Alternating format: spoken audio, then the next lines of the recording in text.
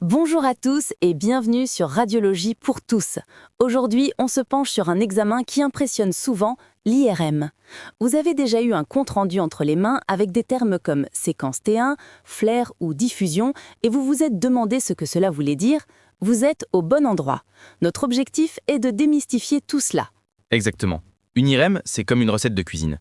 Pour obtenir une image complète et précise, le radiologue va enchaîner plusieurs séquences, comme on enchaînerait les étapes d'une recette. Chaque séquence a un rôle bien précis. Aujourd'hui, nous allons décortiquer les principales. Parfait. Mais avant de parler des séquences, il faut comprendre sur quoi joue l'IRM. Pour cela, Julien, une analogie qui me parle beaucoup, c'est celle de la photo d'une fête dans le noir. Tu peux nous l'expliquer ? Avec plaisir. Imaginez que vous deviez photographier une fête dans le noir total. Vous avez deux techniques. La première, vous allumez une lumière puissante et vous prenez une photo rapide. Vous allez surtout voir les objets qui brillent, les verres, les bijoux. C'est le principe de la séquence T1. La deuxième, vous utilisez un flash, mais vous laissez la lumière résonner, se réfléchir. Vous allez surtout capter l'écho de la lumière sur les surfaces liquides, les flaques, les bouteilles d'eau. C'est le principe de la séquence T2. J'adore cette image. Donc, en IRM, au lieu de lumière, on utilise un aimant très puissant et des ondes radio. Mais l'idée est la même, rendre visibles les différents tissus en jouant sur leurs propriétés. Alors, entrons dans le vif du sujet. Commençons par le duo de base, le T1 et le T2. Commençons par le T1. C'est la séquence anatomie normale. Elle donne une carte rotière très nette. La règle à retenir est simple. La graisse est blanche et les liquides sont noirs. C'est très utile pour voir la structure normale des organes. C'est aussi la séquence qu'on utilise après injection de produits de contraste, car les zones anormales qui sont captées par le produit vont devenir blanches et ainsi bien se démarquer. D'accord, donc le T1 c'est la photo de référence. Et à l'inverse, le T2 c'est la séquence détective. Celle qui va traquer les problèmes, c'est bien ça ? Tout à fait. Le T2 est la séquence de la pathologie. La règle est inverse du T1. Ici, les liquides sont blancs, très brillants. Or, la plupart des problèmes, inflammation, infection, tumeur, créent un œdème, c'est-à-dire une accumulation d'eau. Sur une séquence T2, ces lésions vont donc apparaître en blanc, sur un fond gris, ce qui les rend très faciles à repérer. Super. Mais parfois, une lésion est juste à côté d'une grande zone de liquide, comme les ventricules dans le cerveau. En T2, tout est blanc, c'est le bazar.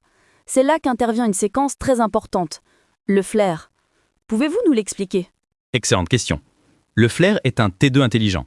C'est comme si on prenait une séquence T2 classique, mais qu'on éteignait spécifiquement la couleur blanche du liquide normal, le LCF, qui devient donc noir. En revanche, l'eau anormale contenue dans une lésion, elle reste bien blanche. Donc concrètement, pour une maladie comme la sclérose en plaques, où les lésions sont souvent collées au ventricule, le flair est indispensable. Exactement. En T2, la lésion et le ventricule sont tous les deux blancs, c'est confus. En flair, le ventricule est noir et la petite lésion blanche à côté ressort parfaitement. C'est une séquence clé en neurologie. Passons maintenant à une séquence cruciale en urgence, la séquence de diffusion. Souvent notée DIW sur les comptes rendus. Celle-là, elle peut sauver des vies, c'est bien ça ? Absolument. La diffusion est une carte qui montre si les molécules d'eau peuvent se déplacer librement ou si elles sont bloquées. Dans un tissu normal ou dans un kyste, l'eau est libre, c'est noir.